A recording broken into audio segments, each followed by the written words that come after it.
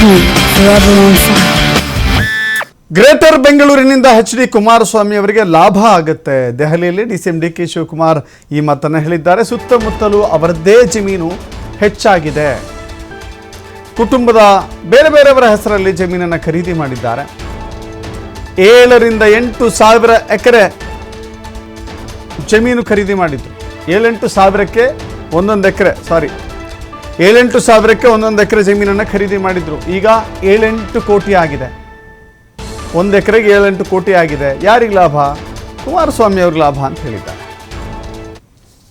ಬೆಂಗಳೂರಿಗೆ, ನಮ್ಮ ರಾಮನಗರ ಜಿಲ್ಲೆಗೆ ಅವ್ರಿಗೇನೋ ಒಂದು ಜೀವ ಕೊಟ್ಟು, ರಾಜಕೀಯ ಜೀವ ಕೊಟ್ಟು ಆ ಜಿಲ್ಲೆಗೆ ಒಂದು ಹೊಸ ರೂಪ ಕೊಡಕ್ಕೆ ಮಾಡ್ತಾ ಇದ್ದಾರೆ. ಅವರೇ ಹೆಚ್ಚು ಬೆನಿಫಿಷಿಯರಿ ಅಂತ ಹೇಳ್ತಾ ಇದ್ದೀರಿ ಸರ್. ಆದ್ರೂ ಯಾಕೆ ಆರೋಪ ಮಾಡ್ತಿದ್ದಾರೆ ಅಂತ ರಾಜಕೀಯವಾಗಿ ಅವ್ರಿಗೆ ಹೇಳ್ಬೇಕು. ನನ್ನ ಬೈಲಿಲ್ಲ, ಇನ್ಯಾರು ಬೈತಾರ ಅವರು?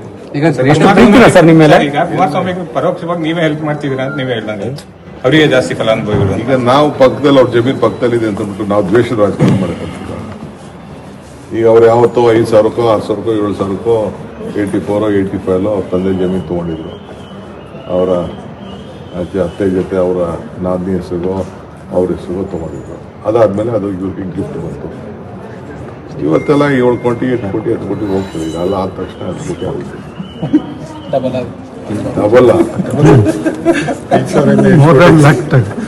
ಹೌದಪ್ಪ. ನೀವು ತೆಗೆದು ನೋಡು ಡಾಕ್ಯುಮೆಂಟ್ಸ್ ಎಲ್ಲ. ಈಗ ನಾವು ಎಲ್ಲ 2,000 3,000 ತೊಗೊಂಡಿದ್ದಪ್ಪ ಒಂದು ಕಾಲದಲ್ಲಿ. ನಮ್ಮವು ಆಗಿವಪ್ಪ. ಏನು ಮಾಡಕ್ಕೆ? ನಾವು ಮಾಡ್ತಾ ಇರೋದು